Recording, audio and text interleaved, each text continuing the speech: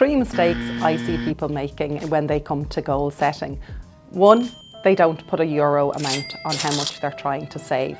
So if you're trying to save €5,000, put a number on it. 2 is they don't put a date on when they want that money saved. So I want to save €5,000 by February 2024. 3, what is your why? Why are you saving? So by February 2024, I want to have €5,000 in savings.